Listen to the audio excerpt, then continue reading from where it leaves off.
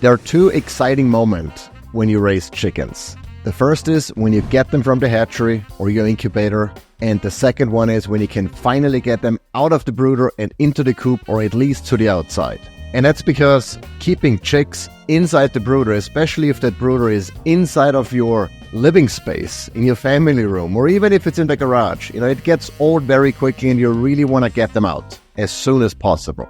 So the question is, how soon is too soon? Or when can you move those chicks out into the coop, into a mobile chicken tractor, or just outside of the house, right? And if you Google that question, then the generic answer is, well, when they are fully feathered out at around 6 weeks of age. I've even found some people say when they are 6 to 10 weeks of age. But here is the thing, having chicks inside of your house or in the brooder for 6 weeks or even longer, it can be a pain in the butt. They are noisy. They start smelling, you have to change the litter or add more litter more frequently. The older they get, the more they poop. They may outgrow the brooder space. There are so many factors why it makes sense to get them out as quickly as possible. So in this video, we're going to talk about some of those factors you want to consider. I'm going to give you some guidance on how you can judge when it's time to get them out. Based on our own experience of having raised several flocks over the past couple of years of different types of chickens, different breeds, different flock sizes, etc. Because it is certainly true that young chicks cannot regulate their temperature, their body temperature very well. And they are not, they don't have the insulating layers that are their feathers to keep them warm and comfortable. And if you move them out too quickly without giving them the appropriate environment, then they, worst case scenario, might die, might get sick, or just slow their growth down because they're using all of the energy in trying to keep warm, right? So let's talk about those factors. And number one is the ambient temperature, obviously. And by that, I don't necessarily mean the temperature on the outside, but rather the temperature in the environment where you keep your chicks. In our case, that might be the brooder or it might be the mobile chicken tractor. Maybe to start with the very beginning, because a lot of people are under the misconception that they need to keep the brooder inside of the house, in addition to offering a heat source, like a lamp or a heating plate, to keep them warm and comfortable. But in our case, we've always, except for the very first flock, kept them in the garage. And the garage is usually a few degrees warmer than the outside, but it's certainly not nearly as warm as it is inside of the house. And we usually get our chicks early March. Where here in Georgia, it can still be chilly.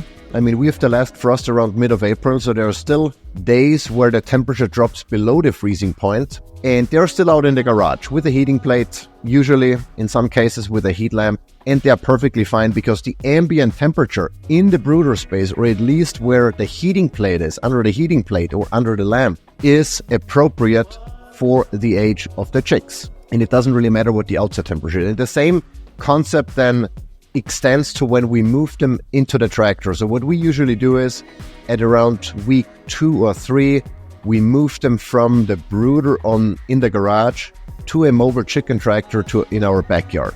And there, obviously, they are more exposed to the outside air which is colder usually than what we have in the garage. But still, we keep a heating plate in there.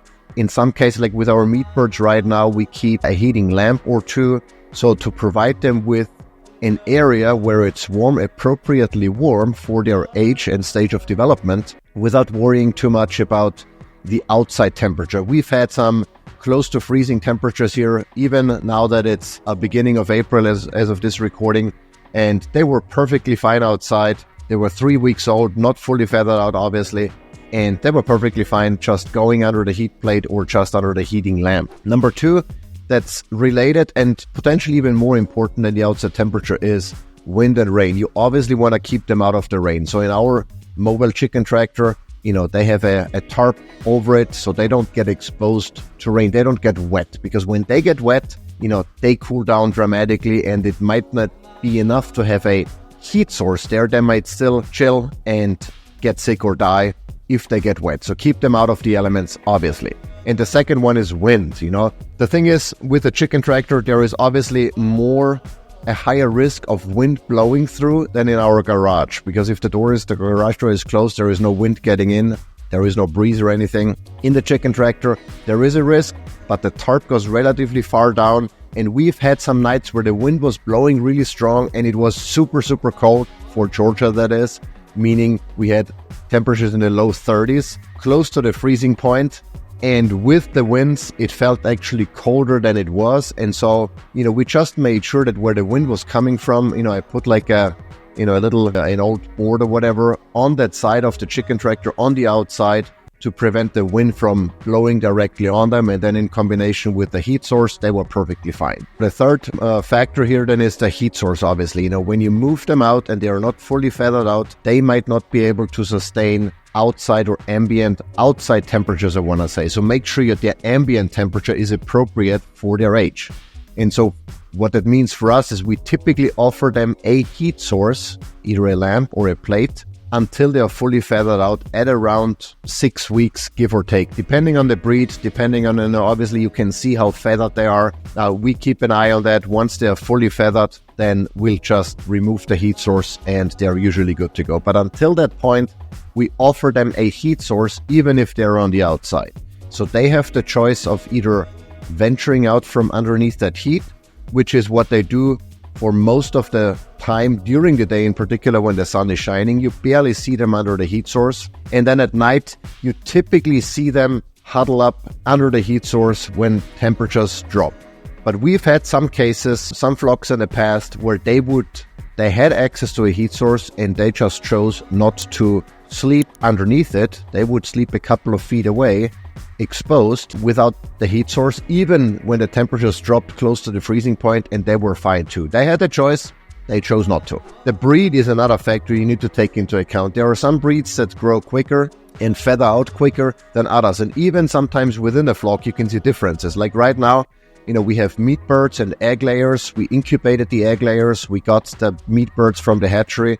They're the Rangers, so they're not the Cornish cross. And you can obviously see a significant difference. A 3-week-old meat bird looks significantly different, and they might even feather out quicker. They might, their body is obviously bigger, but they also might feather out quicker. There are some cases where egg layers feather out quicker, but are still tinier overall, less body weight than the meat bird. So you really have to look and see what's going on. And even, within our meat birds, there are 1 or 2 birds that are smaller and have fewer feathers than some of the bigger ones. And the same goes with our egg layers.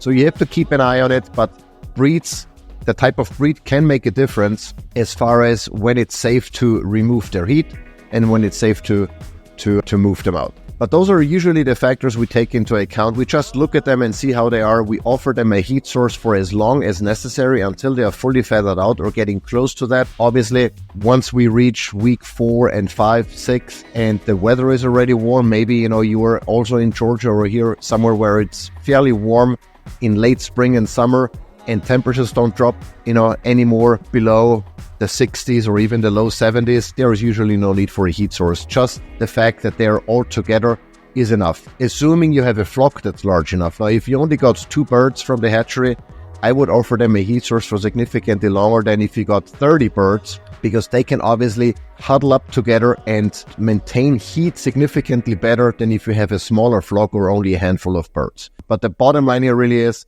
there is usually no need to wait until week 6 or longer to move your birds from the brooder to the outside if you take those factors into account. We've moved them as early as 2 weeks. On average, we moved them by the 3rd week, and we've never had any issues whatsoever, never had any losses, never had any growth issues. So, go by what you see, by how your chickens interact. If they're, if they're on the outside and they're running around, they're eating and they're drinking and they're foraging, they're typically fine. If they're all huddled up and appear to be sleeping all day, they might be too cold, and you need to either add a heat source or provide them one if they don't have one. So it's fairly straightforward, but don't freak out about it. No need to keep your birds inside for 6 weeks or longer and deal with all the mess and the smell and the dust. Use common sense and the factors mentioned in this video, and you'll be good to go. If you like this video, give it a thumbs up, subscribe, stick around, and I hope we'll see you in the next one.